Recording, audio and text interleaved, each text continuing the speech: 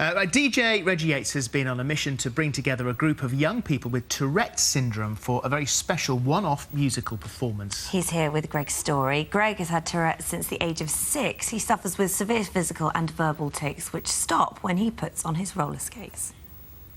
As soon as I take off my skate or I stop drumming or something, I could, you know, walk out and put my fist through a wall or something like that. Here we go. But basically, I get off stage and I started hitting people, you know, ticking at them. See what I mean? Wow, yeah, you said the screeches were loud, you weren't kidding.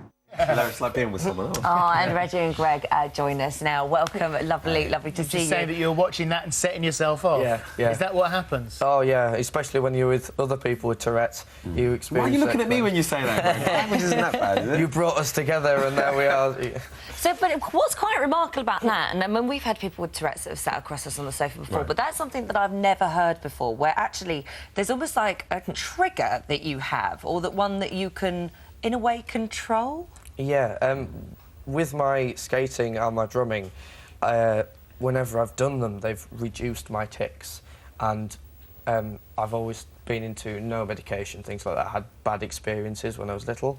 So I've, you know, used those things which stop my Tourette's and tried to increase their effectiveness. This is a show that follows on the back of the Autistic Superstars that you Yes. Yeah, a few years ago I did a show that has essentially a similar format where I met a group of people with autism who also had a passion to sing. Yeah. And the amazing thing about that was that when these people with autism got on stage, all of their symptoms fell away. So, for instance, there was one person called Martin on the show who had a severe case of autism where he wouldn't even say a word, but when he got on stage, his feet would drop, his shoulders would drop, and he'd be able to belt out a song beautifully.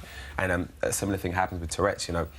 When Greg gets on stage and when he's playing the drums, literally, that noise happens and all of his tics go away. And some of the other people we've got on the show, none of their tics happen while they're singing. So why do you think that is, then? What do you think? I mean, it's obviously, music is a powerful medium. What have you learned? Well, this is it. I mean, I'm not a doctor and I don't profess to be someone who's an expert on this. But what I have learned... that would be nice. Got a lovely ring to it. It would be very nice. But I think, much like anyone watching the show, it's essentially I'm the eyes of the audience, and it's a great study on people and on these characters and on what makes them special, you know, as opposed to me trying to find a reason behind it all. It's more about discussing who they are and not being sensationalist. And I think in the past, Tourette's on television has been sensationalist. You know, you've got Pete on Big Brother and these random documentaries that kind of make them freak shows, and that's not what this is about.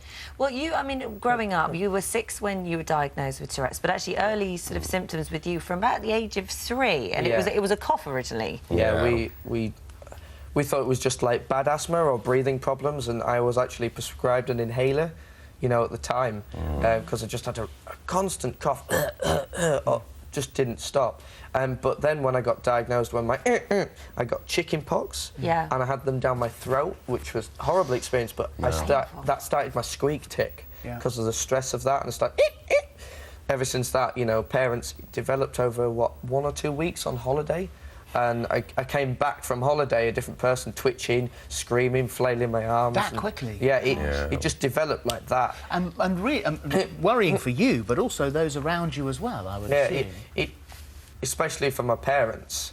My mum's more with being a teacher. She's used to more sometimes unexpected things, but for my dad, it was quite a shock. This can be dangerous, can't it, at times? Yeah, I was telling you just back then, I had a freeze tic the other day, and I'm walking across the road and literally froze in position like a living statue. But this is on oncoming traffic. Yeah. One of my friends had to physically push me off the road, you know, and it's a lot of people, if you stood in the middle of the road, you're like, you know, inbuilt inhibition to survive kicks in and you'd leg it, but it just seems to override this. So you're you're about to start university, aren't you? I know you're up there at the moment, and it's something that you are very passionate about. Look at that smile on his face. I know, he's a couple of weeks in. Exactly. Yeah, he's loving it.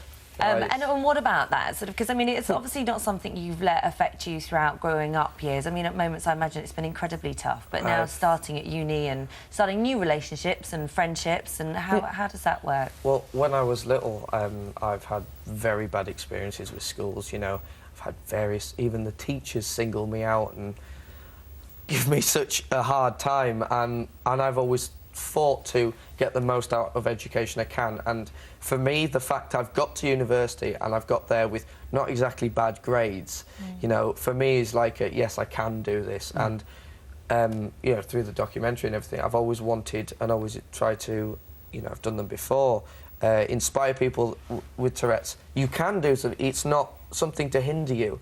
You know, it can actually be an advantage. You know, we've seen it. It's people with Tourette's are more musically enabled. You know, they have a better understanding. The brain works that way. So, the fact I'm going to university, I just, for me, it's like just like.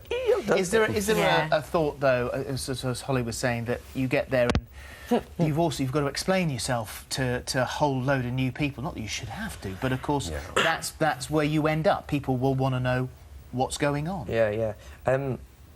You know, I've done it all my life. You know, I walk down the street and I'll have something and someone will go, "Oh, why did you do that?" or look at me, and basically it's a natural reaction now. I have no problem with explaining and standing for an hour or hours on end, explaining to someone what my Tourette's is.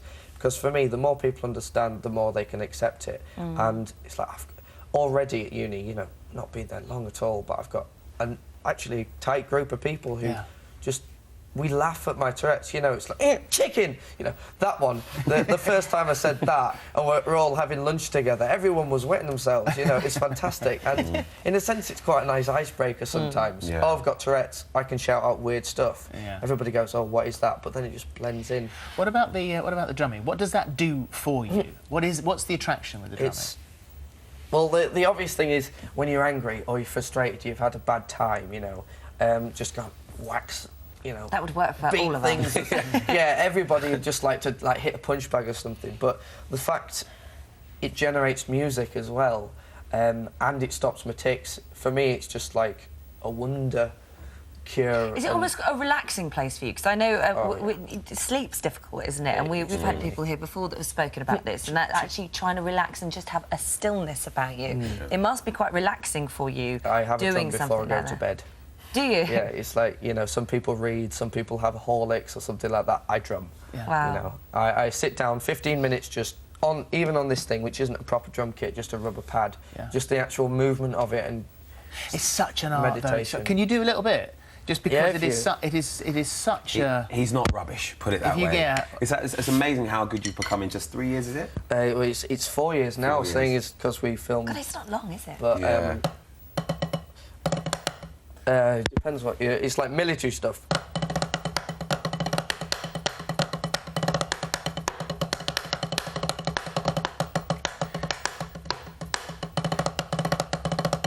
Do you notice, whilst you're doing that, do you notice a change in yourself?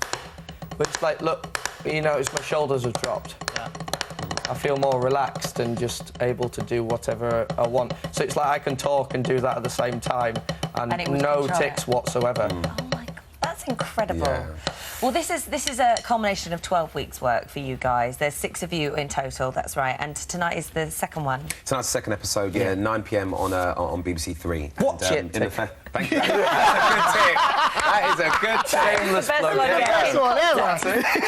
That's a fantastic tip. So in the first episode, we got to meet everybody involved and meet their families and understand how the families live with Tourette's. And in this episode, we sort of take them a step further and introduce vocal coaches and also live bands and performing. And as well as that, we have some amazing sequences where we get some real professional musicians to work with our artists. And Greg over here has a great time with Wretchedly 2's band and Josh, and we get Ed Sheeran involved in the show as well, and Eliza Doolittle and Aloe Black. So there's some amazing... All leading up to the big event. All leading up to a massive show where you get to see some amazing people do some amazing things. Oh, I look forward to seeing it. Thank you. Pleasure to meet you. Thank you very much indeed for coming. Good luck at uni. Yeah, thank you. Thank you. Good luck. All right. If you're looking for more information on Tourette syndrome or you're looking for help and support, then you can find details on our website, itv.com/thismorning. We'll see you after the break. Watch it.